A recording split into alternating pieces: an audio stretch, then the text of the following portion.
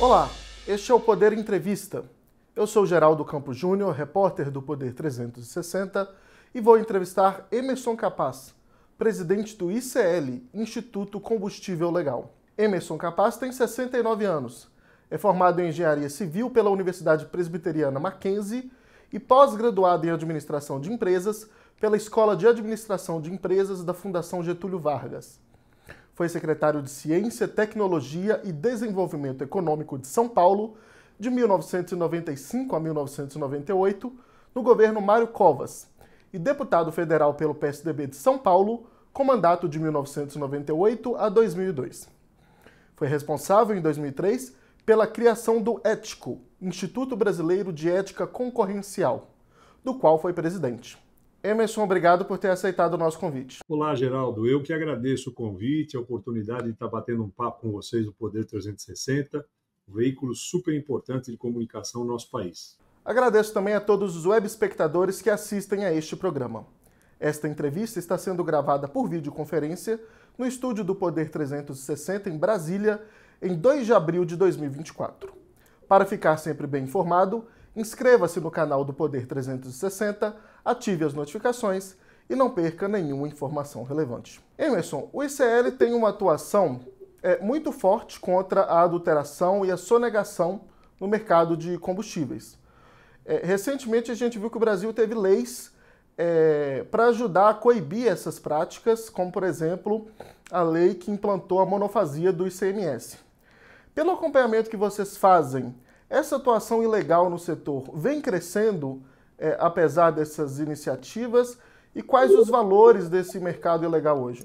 Olha, Geraldo, infelizmente o que a gente tem visto ao longo dos últimos anos é que a ilegalidade, apesar de todo o esforço que vem se fazendo, ela cresce com muita musculatura. Porque é óbvio que você imagine um setor que não recolhe tributos, onde você tem hoje no setor de combustível uma carga de 35% aproximadamente, tem uma vantagem competitiva extraordinária. Muito difícil para aqueles que fazem tudo certinho, dentro da lei, respeitando todos os contratos. Então, eles abrem um espaço muito grande em vários segmentos, não é só em combustível, essa ilegalidade entra e ela contamina vários outros setores da economia. No nosso caso, especificamente, só em combustíveis, você tem em sonegação 14 bilhões de reais por ano de perda, mais adulteração, fraudes operacionais, mais 15 bilhões. Então, nós estamos falando, Geraldo, aproximadamente de quase 30 bilhões de reais só em combustível que o governo deixa de arrecadar na área da União, estados e, em geral, no país. É verdade que a gente conseguiu diminuir na sonegação com a monofasia, como você comentou, no diesel e na gasolina. Mas o etanol não entrou ainda na monofasia. E a nossa missão agora é fazer com que o etanol entre também na monofasia, porque isso coíbe muito. A tributação é feita no início da cadeia produtiva, a gente elimina muito da boa parte da sonegação ao longo da cadeia produtiva. Emerson, e quais os principais tipos de adulteração que são mais comuns, mais difíceis de serem percebidos pelos consumidores e também mais perigosos? Infelizmente é um elenco, né, de adulterações que são feitas. Você vai desde, por exemplo, o chip na bomba, que é o que se chama no mercado de bomba baixa. Você coloca no seu tanque 40 litros e a nota que sai com 45 litros. Nós temos feito um trabalho com o IPEM sobre isso, porque isso é uma mudança eletrônica. Já existem bombas criptografadas que conseguem perceber isso e aí você não tem como fazer essa adulteração. Outro problema sério é a mistura, por exemplo, de metanol na gasolina e no etanol. Isso é um problema porque metanol é um produto químico grave, que pode inclusive causar cegueira ao frentista. Se o frentista passar a mão, por exemplo, e tiver um pouquinho de pingo da gasolina contaminada ou de etanol contaminado e passar no olho, ele fica cego. Nós já tivemos casos em Campinas, em São Paulo, de mortes provocadas por ingestão de etanol que tinha mistura de metanol. Então você tem uma outra quantidade muito grande de adulteração, por exemplo, o etanol na gasolina, o limite é 27,5%. Nós chegamos a encontrar, com fiscalizações da ANP, 60%, 70%, 80% de etanol misturado na gasolina. O que significa para o consumidor isso? Ele entra, enche o tanque, pensa que está colocando gasolina, cobra-se dele gasolina, mas 70% é etanol. Então a gente tem procurado limitar muito essa ação em parceria tanto com a ANP como com os órgãos de fiscalização, Ministério Público, PROCON, IPEM, mas é como você falou no início, né? É difícil coibir tudo, nós temos que estar alertas o tempo inteiro, e isso, Geraldo, acontece na cadeia produtiva inteira, não é que nós estamos falando só dos postos de gasolina. A adulteração vem lá de distribuidoras que usam desse mal feito para entregar o combustível já adulterado. Às vezes, em alguns postos, como você tem um problema também de bomba branca, que em postos de marca pode-se ter uma bomba só que não seja daquela marca, você tem também problema muito sério das distribuidoras. Então, eu sempre digo, não é recriminar só o posto, isso acontece em vários outros elos da cadeia produtiva. Eu ia justamente falar desse último que você falou agora, que é o da bomba branca. Que é quando um posto, explicando aqui para o nosso web espectador, é um posto com bandeira, ele tem uma bomba separada que não é dessa mesma bandeira, e aí ele recebe de qualquer fornecedor. Sobre essa prática, o Ministério Público de Minas Gerais chegou a conseguir na Justiça uma proibição. Mas a gente vê que isso ainda continua. Por que isso ocorre, Emerson? E quais são os riscos disso para o consumidor? Olha, você tocou num ponto importantíssimo, Geraldo. Veja só, a bomba branca foi introduzida por uma portaria da ANP depois de um fracasso do governo anterior tentando aprovar isso por medida provisória. Aí veio uma portaria da ANP e criou esse mecanismo. Na verdade, lá no início, como uma, vamos dizer assim, como uma medida que iria aumentar a competitividade. Ninguém entendeu isso no setor. Inclusive, nós fomos reclamar na Secretaria Nacional de Direitos do Consumidor que, por exemplo, o consumidor, como você falou, entra num posto com uma bandeira. Ele está entrando porque ele quer aquela bandeira. Mas uma das bombas, que deveria ter uma identificação em cima, mostrando, ó, essa bomba tem um produto fornecido diferenciado e tal. Ele tem que alertar, isso está na portaria. Obviamente, ninguém faz isso. E aí, aquele combustível, normalmente é aquela bomba um pouquinho mais barata ou um preço mais competitivo daqueles da bandeira, porque tem adulteração, e fornecem por ali uma quantidade que subiu. Nós medimos isso. Quando entrou a bomba branca, o gráfico de venda de combustível adulterado deu um salto. Tanto é que em Minas Gerais, você comentou, o Ministério Público, por uma ação, inclusive junto conosco, que éramos amicus curiae do processo, suspendeu na região do Triângulo Mineiro ali, suspendeu a bomba branca, ganhou a causa, foi à justiça, conseguiu, com apoio da Secretaria Nacional de Defesa do Consumidor. A própria ANP tinha retirado a bomba branca do mercado todo e uma semana depois voltou, dizendo, não, cabe recurso.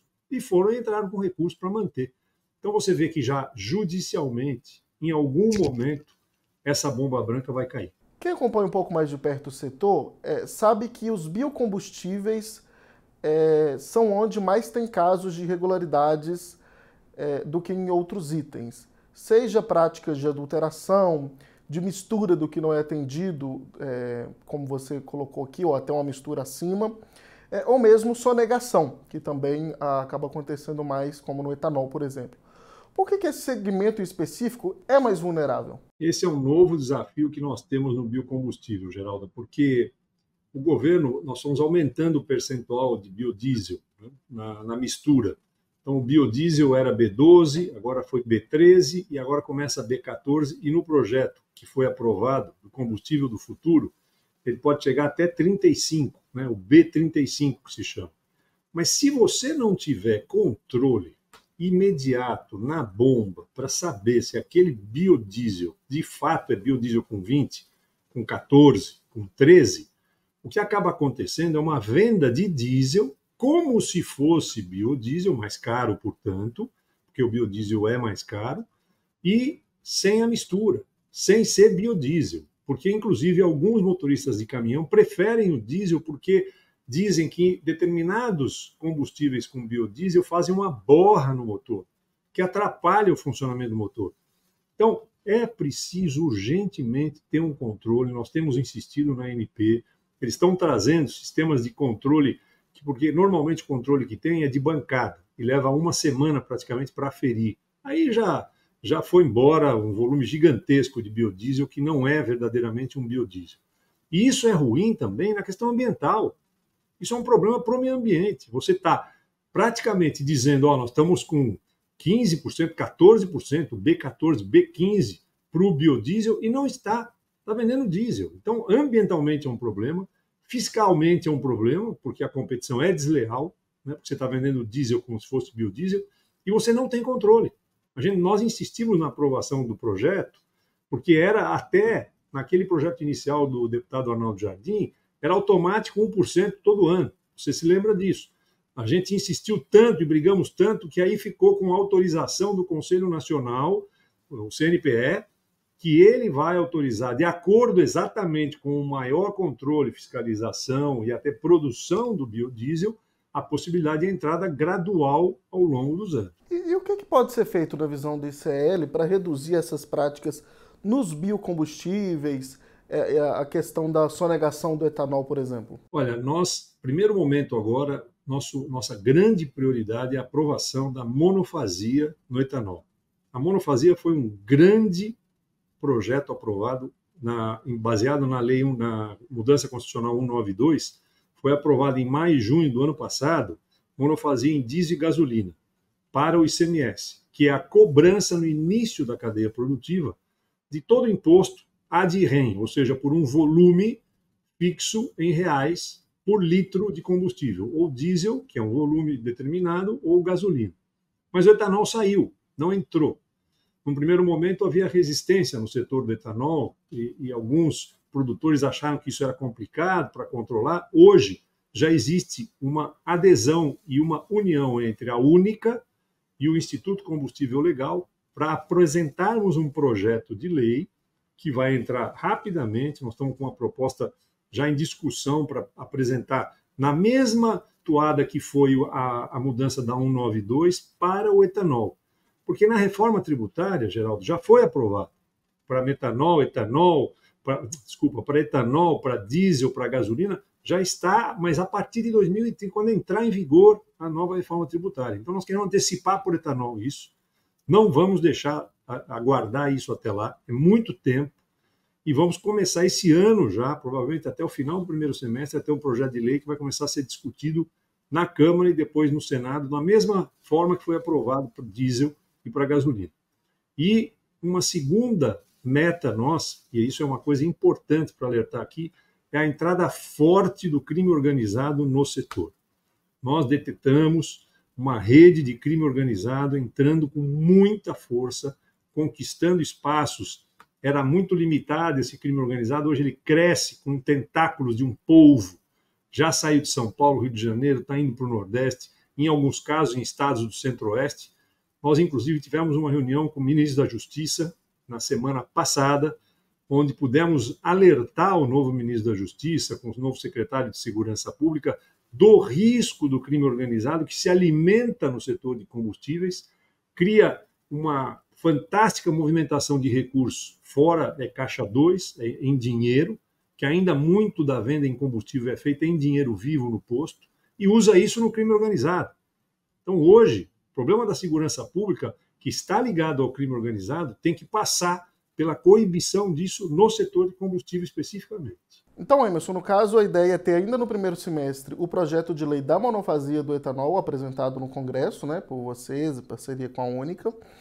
Mas sobre essa questão da insegurança, né, que já é um caso de polícia, o que pode ser feito? Aí é uma atuação da Polícia Federal. Aí é uma atuação conjunta via Ministério da Justiça, de Polícia Federal, Secretaria Nacional de Segurança Pública, Polícia Rodoviária Federal, investigação, dados. Esse é um momento, inclusive, que você tem que usar a inteligência. Né? A inteligência hoje permite que essas redes do crime organizado, que se escondem atrás de fundos offshore, você não consegue encontrar o dono. O dono está sempre atrás de fundos que não estão no Brasil e se esconde. Você, quando vai lá, dono do posto não é o dono da rede de crime organizado. Eu acho que tem que ser mapeado pela Polícia Federal, pela Receita, Secretaria Nacional de Segurança Pública, que tem um novo secretário que é o Dr. Sarrubo, que é muito entendido, trabalhou contra o crime organizado em São Paulo e foi chamado pelo ministro da Justiça para ser um braço direito dele no governo federal. E eu acredito que nós vamos ter movimentos muito positivos e, obviamente, a atuação da Polícia Federal, Geraldo. Isso é imprescindível, porque ela tem a capacidade de fazer essa investigação. Já que a gente entrou aqui no tópico Congresso também, eu queria abordar com você o tópico imposto seletivo. Foi incluído na reforma tributária que foi promulgada o trecho que coloca o setor de petróleo e combustíveis como um dos setores que vão pagar esse tributo aí que chegou a ser chamado de imposto do pecado. Como que o ICL vê essa possibilidade e riscos dessa medida? Para o setor de combustíveis é muito ruim. Você não pode ter imposto seletivo sobre óleo, nafta, petróleo, porque, na verdade, é um imposto, como você falou, imposto do pecado, para você pegar, eventualmente, cigarro, alguns tipos de bebidas ou outros tipos de produtos que precisam de um imposto seletivo. Se você criar esse mecanismo e permitir que alguns estados tenham um diferencial desse imposto seletivo, nós vamos cair no mesmo erro do passado de mecanismo de diferenciação de tributação entre um estado e outro. Aí o que acontece? Um estado tributa, o outro não, ou um estado tem uma alíquota do imposto seletivo maior do que o outro, você finge que entra com a mercadoria naquele estado onde o imposto é menor e entra pelo outro. Nós estamos fugindo disso, nós estamos fazendo uma simplificação, espera-se uma simplificação na reforma tributária. Não tem necessidade de colocar, inclusive no combustível, onde ele é alimento para todos os outros setores. Se você tributar combustível, você tributa alimentos, cesta básica, energia, transporte, isso vai embora, sobe a inflação. Então, é um erro imaginar que o imposto seletivo pode entrar dentro do nosso setor. Emerson, encaminhando para o final, ao que vocês atribuem esses casos crescentes de adulteração? Falta uma fiscalização efetiva pela agência reguladora, pelos órgãos estaduais, que são os PROCONs? A punição é branda demais? Qual que é o motivo disso? Em alguns casos, pode ser que a punição seja branda. É difícil você... Imagina, por exemplo, nós estamos lutando muito para a aprovação do projeto de lei dos devedores contumazes. Uma das formas de você ir atrás desse setor é exatamente a aprovação do projeto de lei 164/22, que está parado há 5 anos no Senado. 5 anos. A senadora Ana Amélia apresentou ele em 2018. Nós estamos em 2024, ele já foi transformado num projeto melhor pelo senador Prates, quando era senador antes de ser presidente da Petrobras. E o projeto ainda está na Comissão de Constituição e Justiça. O governo, a bem da verdade, encaminhou um projeto em regime de urgência, que é o PL 15, que é um projeto importante que caracteriza o devedor contumaz, mas ele tem uma dificuldade de não dar abrangência nacional, que é necessário ter um guarda-chuva nacional para o devedor contumaz, porque alguns estados têm legislação para isso, mas não conseguem ter abrangência se não tiver uma lei nacional. Isso é um ponto fundamental, Geraldo, importantíssimo. E, obviamente, outros que você comentou. Tem que aumentar a fiscalização, a gente tem uma parceria muito boa com a ANP, nós temos insistido e somos praticamente um observatório privado que consegue fornecer informações importantes.